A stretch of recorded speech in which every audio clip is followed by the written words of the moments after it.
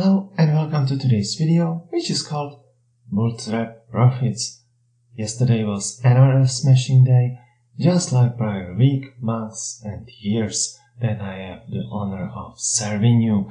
So let's dive into the numerous opportunities in which I served you great alpha yesterday, spanning asset classes, just my usual style. Thank you for liking these videos and subscribing to the channel. Your likes help greatly. Forget not to shoot chart requests my way if you have any one-on-one, DMs, email, whatever. Client success comes first, and you know what I do on my site and the precise reasons why it makes sense to join premium services for you. I will be linking to yesterday's second video where I had shown you exactly how to take advantage of counter-trend bounces of very oversold intraday conditions in S&P 500 and how I had been how I had been interlacing that with Nasdaq reviews behind the scenes. This is the view of the 4-hour chart, 1-hour chart, what I had been expecting, and yesterday's video has it together with the fine-tuned 15-minute time frame perspective. And needless to say, we got in near the daily lows and exited at the second push towards the daily highs. So that was of the regular session, because of course most of the clients are US based, so I do respect their time zone and serve the greatest opportunities at that time. Does it mean that the intraday traders that are based in Europe or in Asia come in short? Hell no. They are acquainted with what had been my larger term outlook and what I see as the highest probability scenarios unfolding when the US day is drawing to a close. So you remember that on Sunday's short video, which I will be linking to again, I had shared this sideways chart and was highly suspicious of where cryptos, including Bitcoin, including mining stocks, including coin, including MicroStrategy, now Strategy, had been trading, and that was before Monday. And seeing the slide that had happened since, I hope you had been taking advantage. Remember as well this weekly S&P 500 chart, where I had noted where I had noted and directed your attention to the bearish engulfing weekly candle, and no issue that it happened on a lower volume. It means that not enough buyers are finding the setup convincing enough to step in, and after 3 risk-off days, Friday supported with the bond market turn as well. We had seen quite some follow-through and of course a lot of trappy intraday trading, which was the subject of yesterday's second video, and that's how I started this video presentation. So you had seen this starting position heading into Sunday Globex Open, and it might not be clearly visible, but what's most important is that S&P 500 kept pushing lower. And don't be deceived by these market breadth readings. I've been calling for a larger move to the downside starting Friday,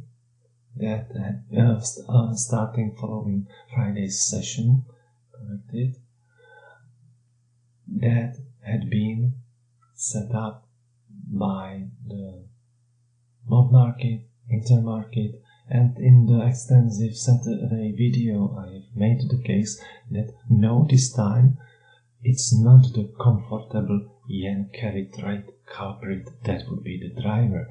I had been talking as well about Max 7 stocks being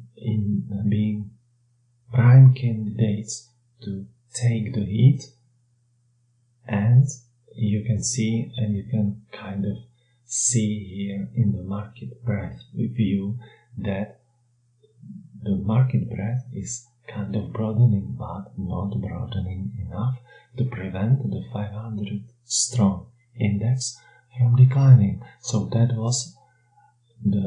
is the immediate situation as we speak following yesterday's close, and it's already well below Friday's closing lows. If you are following my lively Twitter feed, you know that I had been diving into various names. It's easy to praise Meta, but it had fallen down. It had reversed, just as Palantir had reversed, just as other pigs have reversed to the downside. And I had been very skeptical of Microsoft, how its chart would and could rebound. I did not even mention Google, which is in a distinct shade of hues in a better position than Microsoft, but still its chart is not convincing, and you know how much is hanging on tomorrow's Nvidia earnings, how rich valuations the stock is trading at, how high the expectations are, and I had been quite succinctly and subtly warning about the tech positioning. I did not reveal publicly the proofs of where I see the positioning curves pointing at, but you could kind of sense the overall tone, and you had seen that capitalizing in yesterday's downswing. And as I'm serving both swing and intraday clients, you had seen in yesterday's second video how it is possible to capitalize on counter trend moves and bounces, where I had called for a bear trap in intraday terms to be formed.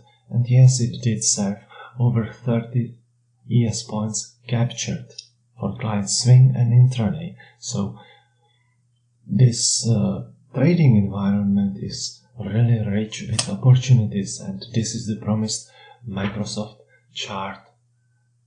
You see, it's still knocking down on supports, and this is not looking at all bullishly. Of course, today is another day, and it will live up to its expectations of being a happy day, so stay tuned to this YouTube channel, and of course turn on notifications so as not to miss any new video being uploaded. And of course the same goes for Twitter, where you benefit strongly by joining at least my free Telegram channel if you do not wish to take advantage of the promo offer for access to premium services throughout March. Welcome to Twitter. Scroll my feed and discover what's in it for you, including the offer. My join page to help you select what's right for you based on what and how you trade. You know my professional journey and rich background, obligatory disclaimer, and let's talk soon.